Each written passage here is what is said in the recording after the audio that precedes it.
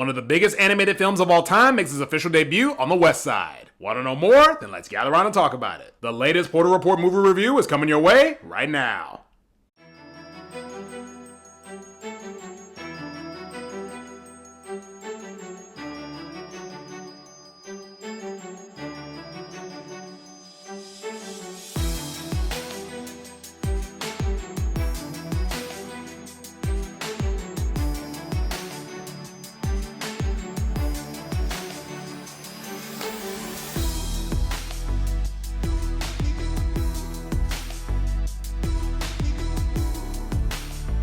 Ni hao everybody, and welcome to the latest edition of the Porter Report.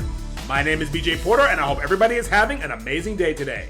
For all of my returning viewers, it is wonderful to see you all again, and for all my first timers out there, welcome, and we hope you enjoy everything that this video and channel has to offer.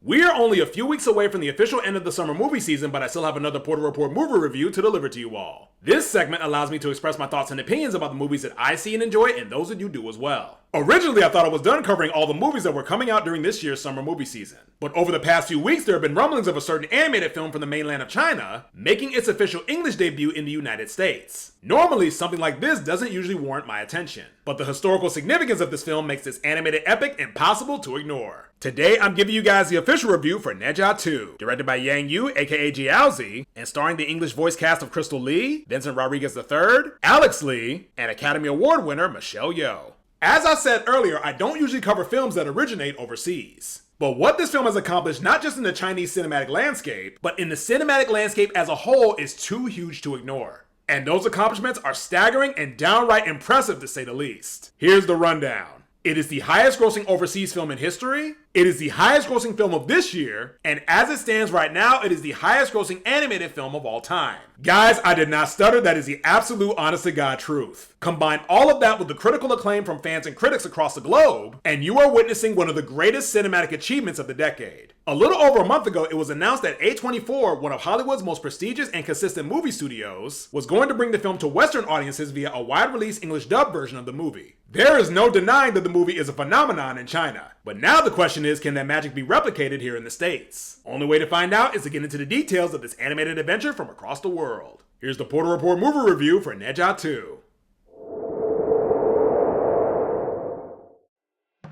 Destiny and fate are at times intertwined, much like the motion of a flowing stream. Many answer the call of destiny, but others take a while to hear its voice. In a village in ancient mainland China, a rambunctious and spirited young boy aims to make his mark on the world. Though he may seem like a typical child born to mortal parents, over time he has shown that he is anything but, given that he is able to harness powerful magical abilities on command. Danger arises when powerful ancient beings threaten to lay waste to the world, simply due to his forbidden existence. Now put in the position of being the world's last line of defense against forces well beyond his understanding, this young demigod boy must harness the power he himself is yet to master, and become the hero he was always destined to be. One of the most talked about animated films of the year makes its Western debut in the English dub version of Ne Zha 2. The global phenomenon that has taken the cinematic world by storm now opens to an all-new set of eyes looking to expand its captivating reach to others across the globe. After seeing this large-scale animated epic in its full capacity, Ne Zha 2 is a ton of flash with plenty of substance. Overseas films rarely get this much hype or buzz on the west side of the world.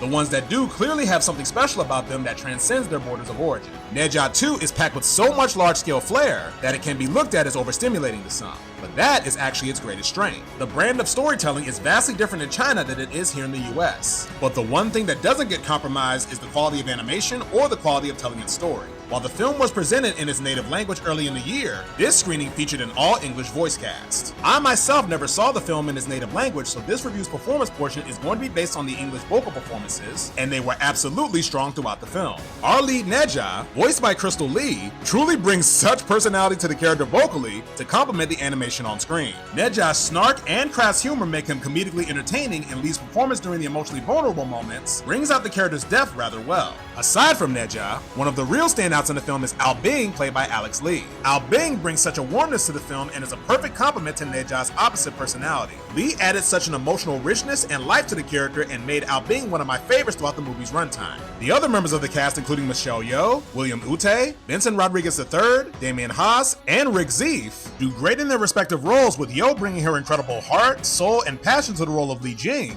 and Ute bringing such an effective antagonistic presence, masked by the kind old man persona. Vocally, the English cast did a great job with what they were given, but there were some issues that held it back. Animated projects brought from overseas and given an English dub is not new. The West is accustomed to this practice thanks to the exposure of Japanese anime. Syncing dub versions of foreign films can be difficult, yes, but for a film as epic and hyped up as this was, the result I believe should have been more streamlined and harder to notice. There were moments when the voice of the actor and the lip sync didn't match, and it took me out of the film at times. As I mentioned, the voice performances were great, but this made things pretty distracting in key moments far too often. This is in no way a deal breaker, but it did affect my viewing experience quite a bit. All that said, the thing that I loved about Neja 2 was the all-out large-scale effort put into the set pieces. The action sequences were fast-paced, frenetic, and over-the-top in a way that they should be for a production like this. The fluidness of the animation mixed with some stellar cinematic framing and fight choreography made each sequence better than the last. I looked forward to every battle, for I knew this was where the movie was going to shine the brightest. But while the movie is full of some of the best animated action seen this year, there's a ton of heart also ingrained. The story is full of moments that are genuinely emotional and add substance to the narrative. The work of this voice cast brings it to fruition, so credit should be given to A24 for their effort to maintain the quality of the heartfelt moments presented in this dub version. For a film of this scale, it would have been so easy for the message and the meaning to get lost in the midst of all the chaos unfolding. However, when you got the right storytellers behind the wheel, the anxiety of losing that gradually fades. All in all, Neja 2 is an impressive cinematic experience that offers tons of adrenaline-filled action and gorgeous imagery throughout. Its impact on its country of origin is apparent, and I for one found it to be an entertaining ride, despite going into it knowing very little. For a movie that has made so much noise and not be from the States, I think it says a lot that high-quality storytelling truly needs no translation.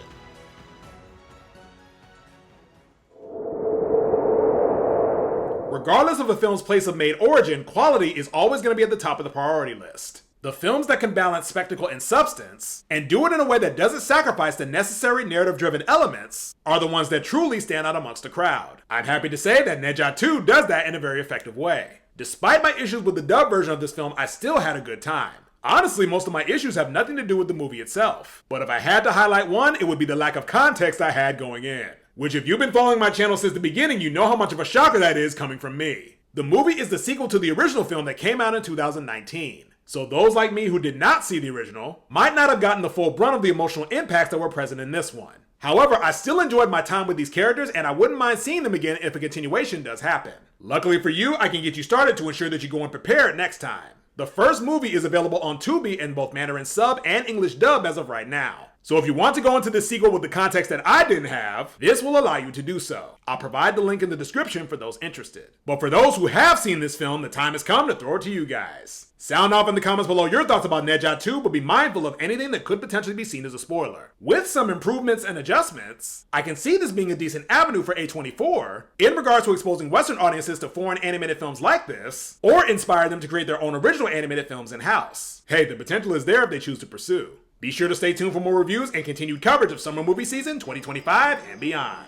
Be sure to like, comment, subscribe, tell a friend to stop on by. I hope everybody has a blessed rest of their week, and until the next review, I'm BJ Porter, and this is The Porter Report.